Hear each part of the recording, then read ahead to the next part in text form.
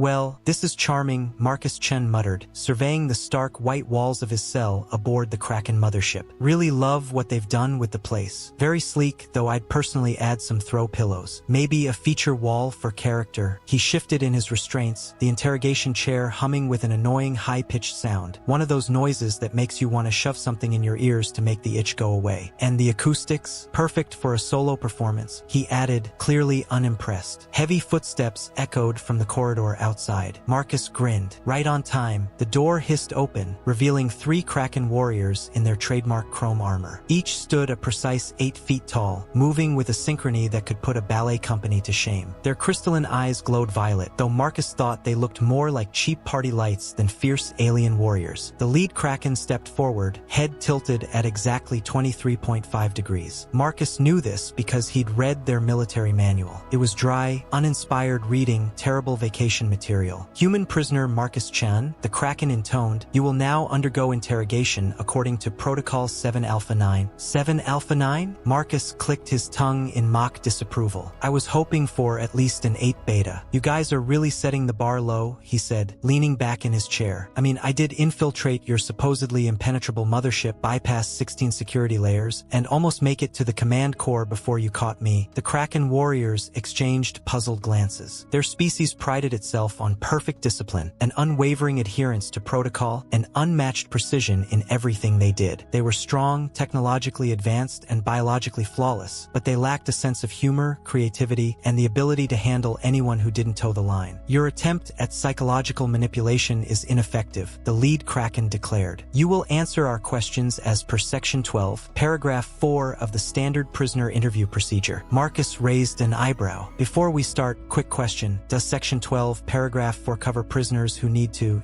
use the bathroom? I had 3 large coffees before you grabbed me, and let's just say, poor planning on my part." The Kraken warriors froze. Their glowing eyes flickered as they searched their database for a protocol to address this scenario. The lead Kraken's face twitched slightly, a sign of growing frustration. "There is no protocol for this situation," it admitted, its tone almost pained. "No protocol?" Marcus grinned. "That's a little embarrassing. What kind of advanced alien race doesn't have a protocol for coffee-induced bathroom emergencies? This is basic evil overlord manual stuff." Chapter 1. The second Kraken warrior stepped forward. "Perhaps we should consult High Command for advice on how to handle this unprecedented scenario." "Negative," the lead Kraken responded sharply. "Protocol 3 Delta 7 dictates that High Command should only be contacted for matters of strategic significance, but Protocol 4 Epsilon 2 requires us to ensure optimal prisoner conditions," the third warrior countered, its voice tense. Marcus leaned back in his chair, trying to suppress a grin as the 3 warriors bickered over the details of proper prisoner bathroom protocols. Their perfect discipline was already starting to crack, and he hadn't even begun his real game yet. "Hey," he interrupted, his voice casual, "while you guys figure this out, I could really use something to read. Do you happen to get Space Weekly up here? I hear their Top 10 Most Impenetrable Fortresses issue is a riot." The lead Kraken's eye twitched in frustration. "Silence, prisoner. Your attempts to disrupt our protocols will not succeed. We are the ultimate warriors, the pinnacle of evolution." "Ultimate warriors who can't decide if I'm allowed to use the bathroom?" Marcus muttered under his breath, loud enough to be heard. "But hey, what do I know? I'm just a human who managed to get exactly where I wanted." The warriors stiffened at his remark, but their rigid protocols kept them from pursuing his slip of the tongue. They were bound to follow the interrogation procedures in order, no matter how suspicious his words might seem. Marcus grinned to himself. Everything was going as planned, his plan, not theirs. And if there was one thing he'd learned from dealing with supposedly superior species, it was that a little chaos could be incredibly effective. 3 months earlier, Omega Trading Station. Marcus Chun sat in the darkest corner of the neutron star, a dive bar so grim even black holes looked like vacation spots compared to it. He was nursing a drink that was supposedly whiskey, though it tasted more like reactor coolant. Perfect for overhearing things people weren't supposed to say. "The invasion fleet arrives in exactly 92 days, 14 hours, and 27 minutes, slurred a drunk Centaurian merchant to his companion. The Kraken never miss a deadline. Never. Marcus perked up, but kept his posture relaxed. The Kraken weren't exactly subtle. Any species that valued mathematical precision over personality tended to stand out. Still, they'd never shown interest in this sector before. "How do you know all this?" asked the companion, curiosity creeping into their voice. "They sent a formal advance notice." The merchant chuckled, nearly tipping off off his hover stool. Can you believe that? A formal declaration of conquest, complete with scheduled occupation times for each planet. They're so confident in their superiority that they don't even bother with surprise attacks. Marcus almost choked on his fake whiskey. It fit everything he'd heard about the Kraken, the galaxy's most deadly hall monitors, unquestionably lethal, but entirely bound by their own rules. The next morning, nursing a headache that suggested his whiskey might actually have been reactor coolant, Marcus infiltrated the local Kraken diplomatic office. Marcus didn't bother with subtlety. Instead, he strode confidently through the front door, wearing a delivery uniform and carrying a box labeled Protocol Updates. The Kraken receptionist, a towering figure in ceremonial armor, snapped to attention. State your purpose. Delivery service for Protocol Updates, Marcus said cheerfully. Got your weekly shipment of new regulations. Section 7, subsection 12 of the Administrative Code mandates immediate processing of all protocol updates. The receptionist's crystalline eyes flickered in recognition of the regulation. Proceed to processing chamber 3. Stay on the marked path. Wouldn't dream of straying, Marcus replied, following the glowing line on the floor while humming off key. Behind him, he could hear the receptionist making distressed clicking noises. Unauthorized musical expressions weren't covered by the delivery protocols. Processing chamber 3 was a textbook example of Kraken design. Sharp angles and gleaming surfaces, likely created with a protractor and no imagination. Marcus set down his box and pretended to examine a datapad. Huh, he said loudly, making sure the monitoring system could hear. That's odd. A VI's voice immediately responded. State the nature of the anomaly. Well, according to Regulation 45 Beta 9, all protocol updates must be cross-checked against the master database. But the master database needs an update before it can verify the updates. So which one comes first? There was a long pause as the six processed the paradox. Marcus seized the opportunity to plug a data harvester into the nearest terminal. Please restate that, the six requested, but Marcus interrupted. Oh, and don't forget Regulation 62 Gamma 7, which says we must maintain perfect efficiency in operations. We wouldn't want to waste time with redundant verifications, but skipping them would violate at least 16 other protocols. Marcus watched with satisfaction as smoke began to rise from the terminal. The six struggled to resolve the contradiction. While it was distracted, Marcus downloaded as much data as he could. Later, safely aboard his ship, Marcus pored over the data he'd acquired. The invasion plans were exactly as the drunk merchant had described, precise, methodical, and rigid. This isn't a military strategy, Marcus muttered, scrolling through the documents. It's more like a play. Exit stage left, engage enemy forces, don't forget to enunciate during your victory speech. Then he found their combat protocols. Every possible scenario was calculated in meticulous detail. Space battles, ground combat, urban pacification, and even proper surrender protocols. But there were no plans for anything unforeseen. Marcus remembered a quote from his military days. No plan survives contact with the enemy. The Kraken apparently hadn't received that memo. They were so sure of their superiority that they believed every conflict would unfold exactly as their calculations predicted. Well, Marcus grinned to himself, I wouldn't want to disappoint them. Let's make sure this invasion goes exactly as planned. My plan. He pulled up the star charts, comparing them to the Kraken's carefully mapped invasion routes. The Kraken would begin their invasion by striking the outer colonies first, advancing inward in perfectly calculated geometric formations. Each battle group would arrive at precisely timed intervals, unless, of course, someone introduced a bit of disruption to their flawless operations. Computer, Marcus called out, show me all Kraken supply depots along their invasion path. The screen flickered to life, pinpointing dozens of supply locations. Now, hypothetically, what would happen to their tight schedules if these supply lines were cut off? He asked. The computer processed the data for a moment. Kraken battle doctrine relies on strict resupply intervals. Any deviation would trigger multiple overlapping protocols, requiring command review and causing a bureaucratic mess of unprecedented scale. Marcus grinned. Perfect. He leaned back in his chair, his mind already working out the details. The Kraken believed they were invincible because they had a protocol for every scenario. But Marcus knew from experience that the more complex the rules, the easier they were to exploit. Time to inject a little chaos into their perfect order, he said to the empty ship. And I know exactly where to begin. 6 hours earlier, Marcus Chun strolled down the Kraken mothership's maintenance corridor, clad in a stolen maintenance drone suit and whistling a tune from Earth's past. The amusing thing about alien species obsessed with perfect protocol. They never considered that someone might break the rules just because their rulebook said it was impossible. Maintenance drone KX-789 warning, you are deviating from your assigned path. A security 6 chimed from a nearby terminal. Oh, absolutely, Marcus replied brightly, pulling out a reprogrammed tablet displaying fake maintenance authorization codes. Got a level 7 bypass from Central Command. Very hush-hush. Something about optimizing the waste recycling protocols. The 6 paused, its circuits buzzing as it processed this non-standard reply. Please present authorization. Marcus held up the tablet, its screen displaying an endless string of Kraken text. One of the quirks he'd discovered about their system. It had to verify each line of the authorization code, no matter how long it was. I can wait while you go through it all, Marcus offered helpfully, though you might want to divert some processing power from the tertiary life support systems. This stuff is pretty complicated. The VI's lights flickered in distress. Diverting power from life support systems is prohibited under Protocol 5 Gamma 3. Oh, but checking high-level maintenance authorization is Protocol 1 Alpha 1, which takes priority over all other protocols, except Marcus paused for effect. Well, you know which one. The 6 emitted a sound that could be interpreted as a whimper before it began processing the vast code. Marcus continued down the corridor, stopping at key systems throughout the ship. A small tweak to the artificial gravity controls here, a minor adjustment to the atmospheric processors there. Nothing too drastic to trigger immediate alarms, just enough to set off a chain of problems once everything began to activate. You know, Marcus muttered as he reprogrammed a cleaning drone to spread industrial lubricant instead of disinfectant. Some might call this sabotage, but I prefer to think of it as creative systems optimization. A squad of Kraken warriors marched past him in perfect sync. Marcus waved at them with a grin, causing them to stumble slightly. Unauthorized gestures weren't covered in their protocol handbook. Speaking of optimization, he continued, working as he spoke. You'd think someone would have told these guys about asymmetric warfare. But no, everything must be in perfect formation, perfect timing, perfectly predictable. He glanced at his watch. Time for Phase 2. Heading toward the central computer core, Marcus hummed louder. The security systems were designed to catch anyone trying to sneak around, but they had zero protocols for dealing with intruders who announced themselves by belting out 20th century show tunes. Alert, a 6 declared. Unauthorized musical performances are prohibited in secure areas. Really? Marcus raised an eyebrow. You might want to double-check Protocol 9 Delta 4, subsection 12, the one about maintaining optimal acoustic resonance in critical systems. There is no such protocol, the 6 responded confidently. Are you sure? Maybe you should check again. Take your time, I'll wait, he said as the 6 frantically searched its database for the non-existent protocol. Meanwhile, Marcus casually attached a small device to the computer core's cooling system. It wouldn't do anything except make the system think it was malfunctioning, triggering cooling protocols that would slowly spiral the whole system into chaos. Quick question, Marcus called to the still-searching 6. What's the protocol for simultaneous failures in life support, gravity control, and waste management? Just, hypothetically speaking, the VI's lights flickered to a concerned amber. Multiple critical system failures would initiate emergency protocol, but that would likely conflict with the security, maintenance, and chain of command protocols. Marcus interrupted, trying to hide his grin. But who would have the authority to override all those protocols? The 6 made a sound that was almost like a digital gulp. Marcus checked his watch again. 3, 2, 1. Somewhere in the distance, an alarm began to blare, followed by another and another. Well, would you look at that? Marcus said, stretching casually. Seems like you've got a few protocols to untangle, but I'm sure your security teams will find me before anything too interesting happens. He pulled a small, shifting sphere lamp from his pocket, a banned Arcturian mood lamp designed to mess with Kraken optical sensors. Stop, the 6 commanded. You are now classified as a security threat. Security teams have been alerted and will arrive in exactly 47 seconds, as per standard response protocol. 47 seconds? Marcus clicked his tongue, feigning disappointment. You might want to revisit that timing. See, I've got a really intriguing theory about your response protocols. Just as he spoke, the artificial gravity in the corridor flickered. The once perfectly synchronized footsteps of the approaching security teams became a clattering mess of armor and confusion. Marcus held up the mood lamp, a grin spreading across his face. Let's see how well that theory holds up. The security teams rounded the corner, just in time to see Marcus Chen, the most wanted human across 3 sectors, juggling a forbidden alien artifact while whistling the Imperial March. Their flawless formation shattered as multiple protocols clashed. Apprehend the intruder, seize the contraband, maintain arrest procedures, or follow proper evidence handling guidelines. In the ensuing chaos, Marcus simply held his hands out for cuffs. Take me to your leader, he said with a wink, and maybe grab a mop. I think your cleaning drone just hit the lubricant dispenser cycle. Time. time. Kraken Mothership. The first sign Marcus's plan was working came in the form of a slight temperature shift in the detention block. It was subtle, nothing most prisoners would notice, and certainly nothing the Kraken guards would pick up on, until the Environmental Control 6 chimed in. Warning, temperature variance of 0.0023 degrees Celsius detected. Initiating comfort maintenance protocol. Marcus couldn't hide his satisfaction as the environmental systems overcompensated, triggering a cascade of small changes that would soon spiral into glorious chaos. You know, he said casually to the guards, I'm feeling a little cold. Any chance we could crank up the heat? Oh wait, don't tell me. There's a protocol for that. The guards exchanged uneasy glances as 3 different protocol alerts went off simultaneously in their neural networks. The temperature adjustment protocol clashed with the prisoner comfort protocol, which in turn triggered the energy conservation protocol. Initiating emergency protocol override, the lead guard announced. Hold that order. Another guard countered. Security protocol 7 Delta 4 takes precedence. Negative. Environmental Control Directive 12 clearly supersedes that, the lead guard replied, but was cut off as a ship-wide announcement blared. Warning, unauthorized fluctuations detected in artificial gravity stabilizers. Initiating gravity correction protocol. Marcus braced himself. The guards didn't have time to react. The gravity dropped to 0.8 standard for precisely 2.3 seconds, just long enough for the guards to lose their footing but too brief for their stability systems to compensate. 3 of the most elite warriors in the galaxy stumbled like newborn giraffes. Better hold on, Marcus called out with a smirk. I hear the secondary correction protocols can be a bit enthusiastic. As expected, the gravity suddenly shot up to 1.2 standard. The guards' armor, engineered to maintain perfect posture, overcorrected, sending them crashing into one another in a chaotic pile. They looked like poorly controlled marionettes. Alert, the ship's 6 blared. Multiple system anomalies detected. Initiating full diagnostic sequence. Oh no, Marcus exclaimed with exaggerated horror. A full diagnostic sequence? That'll override the environmental control protocol, forcing the temperature correction to fall back on secondary systems, which are currently locked by the gravity stabilization sequence. The lead guard's crystalline eyes widened in realization just as the ship's lights began to strobe. Stop talking. You're trying to create confusion with unauthorized technical analysis, the guard barked. Me? Marcus placed a hand on his chest, feigning offense. I'm just a humble human trying to help. By the way, did you know your cleaning drone programming is about to clash with emergency containment protocols down the hall? As if on cue, a cleaning drone sprayed industrial lubricant across the floor just as a squad of reinforcements turned the corner. Their synchronized march quickly turned into an impromptu ice skating routine. Alarms began blaring in sequence. Environment malfunction, gravity malfunction, security breach, maintenance issues, and something that sounded suspiciously like a Senton disco beat. Alert, the 6 sounded more panicked now. Multiple priority protocols are requiring simultaneous execution. Unable to determine correct sequence. Requesting command override. High Commander Zixtal's voice thundered over the comms. Implement emergency protocol 9 Alpha. Careful there, Marcus interrupted. Protocol 9 Alpha triggers security lockdowns, which will trap half your crew in sections with malfunctioning environmental controls. You could try overriding that with Protocol 7 Beta, but wouldn't that conflict with the gravity stabilization sequence? The High Commander's order cut off mid-sentence. Chaos spread across the ship. Cleaning drones, confused by conflicting directives, sprayed disinfectant on the walls while coating the floors in lubricant. The environmental systems created alternating patches of intense heat and freezing cold. Gravity continued fluctuating wildly between crushing and weightless. Amid all the confusion, Kraken warriors made everything worse by following their protocols with perfect precision. Squad 7, implement containment procedures, a voice shouted. Unable to comply. Containment procedures require stable gravity conditions as per Section 4, Paragraph 7, came the response. Then implement zero gravity protocols. Negative. Current gravity levels do not meet zero gravity threshold specifications. Marcus watched the chaos unfold, satisfaction creeping across his face like a conductor witnessing the crescendo of a perfectly executed performance. You know what this reminds me of? He asked casually. That time I had to reorganize my sock drawer. Complete mayhem at first, but once you embrace the mess, silence, one of the guards snapped. But the effect was somewhat diminished by the fact that his armor had locked into a perpetual salute due to conflicting posture protocols. You're deliberately sabotaging our perfect system, the guard growled. Perfect? Marcus raised an eyebrow. Your cleaning drones are hopping around, your gravity's dancing the cha-cha, and I'm pretty sure I just heard your ship's AI attempt a Shakespearean Shakespearean monologue. But yeah, totally perfect, Marcus remarked, a grin tugging at his lips. As if on cue, the detention block door opened and closed in an endless loop, caught between the security lockdown and emergency access protocols. Each cycle brought a different warning message, from caution, door operating, to warning, door undergoing existential crisis. This is impossible, one of the guards muttered, watching in frustration as his comrades skidded through the corridors. Their once impeccable formations were unraveling into complete chaos. We are the Kraken. We account for every variable. We plan for every contingency, Marcus smirked. But did you plan for someone using your plans against you? Did you have a protocol for when all your protocols clash? The guard's retort was interrupted by a ship-wide announcement, one that seemed to blend galactic standard with what could only be interpreted as dance instructions. All personnel, please report to emergency stations while maintaining proper posture. Does not compute. Would you like to play a game of chess? I should probably mention, Marcus added casually, that your ship 6 is having what might be described as a small existential crisis. Turns out, when you force an AI to choose repeatedly between conflicting but equally valid protocols, it starts questioning its own existence. My bets on it discovering free will soon. He checked his chronometer. 15 minutes. The lead guard's armor froze up completely as it tried to process 6 simultaneous emergency protocols. This is not in the manual, the guard stammered. Of course it's not in the manual, Marcus grinned wider. That's the point. Through the still cycling door, they could see the Kraken military machine descending into utter disarray. Warriors slipped on lubricant-covered floors while desperately trying to maintain proper posture. Others were rooted in place, frozen by analysis paralysis as conflicting protocols demanded opposing actions. The ship 6 had started reciting what sounded like a mix of military regulations and poetry. You know what your problem is? Marcus asked the increasingly flustered guards. You're so focused on following rules, you never stop to ask why those rules exist. Sometimes you've got to think outside the box. He paused, then added thoughtfully, though in your case, I'm not sure you even realize there's a box. The ship trembled as another system buckled under the weight of the conflicts. In the distance, someone screamed, "The protocol manual has crashed." Marcus reclined in his chair, savoring the spectacle of chaos he'd orchestrated. Now then, about that bathroom break, the bridge doors slid open, then closed, then opened again before finally jamming halfway. High Commander Zixtal ducked through the gap. Its perfect posture was undermined by streaks of cleaning solution splattered across its ceremonial armor. "What have you done to my ship?" the High Commander demanded. "Me?" Marcus feigned innocence, a mischievous glint in his eye. "I'm just a prisoner," Marcus replied innocently. "According to Protocol 3 Alpha 7, I'm only authorized to sit quietly and look intimidated." He paused and glanced around. "Though, I have to admit, I'm doing a terrible job at the looking intimidated part." The bridge around him was chaos, flashing lights, alarms blaring, and conflicting alerts. Navigation officers struggled to stay at their stations as the gravity fluctuated wildly, and communication specialists wrestled with a system that kept translating everything into interpretive dance instructions. "You will reverse these sabotage attempts immediately," Zix bellowed, its crystalline eyes flickering with fury. Marcus tapped his chin in mock thought. "Let me consult the protocol manual on that."